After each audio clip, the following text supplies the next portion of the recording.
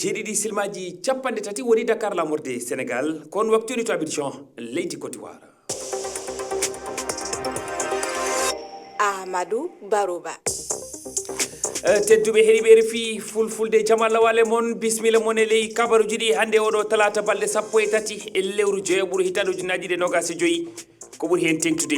to Burkina Faso janguji no jokki e nder leydi ɗi ha tengti to Djibo rewo leydi ɗi hecci hanki alet jeediyankoɓe waɗi jangu e nder saare mawde Djibo saraji kerol Niger Burkina Faso e Mali yimɓe capanɗe maayi hen ɗum addi kulol mawgol fewde e yimɓe diwal ngal to Côte d'Ivoire yaadiɓe jinganoɓe fedde dawro PDCI RDA cuɓoto janggo alarba ardotoɗo fedde politique ɗum ko caggal nde Tidiane Thiam lundiyanke holliti e jamma alet faltiɗo accutude horeya ko ndeɗo fedde politique o holli hulɓinirede sariya e dow makko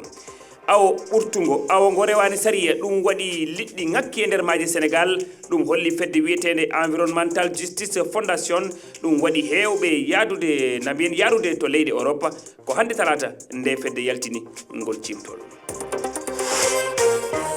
tedduɓe heeɗiɓe RFI fulfulde jamalla wale mon bismilla mon e ley kabaruji ɗi ko ɓuuri hen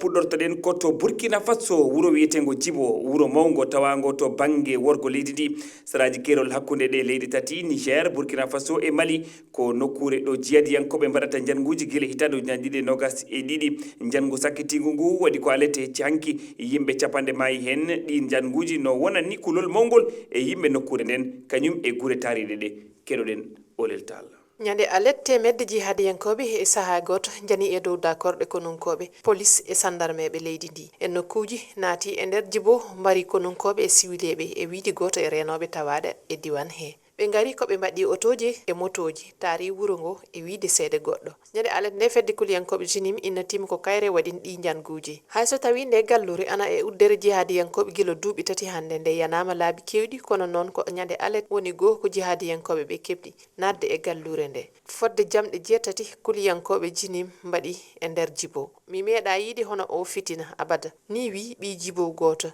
e wi makko kuliyankoɓe ɓe naati e nokkuji ɗi foof luumo ngo suudu safrirde ndu e dakorde kono nde foof sumama ha royti o ɓeydi hen fodde civil en nogas cuurama hawri jamma ari ɓiɓɓe wuro ngo darni ni wi ɓi Djibo goɗɗo e wi makko ha joni sutoro yimɓe woɓɓe waɗama e beete hanke o saaha noon limmore timmude waraɓe walla barmuɓe heɓaka tawa ana yiye e vidéo ko ɓaadi konunkoɓe en VDP en sappo waraɓe e saraji dakorde nde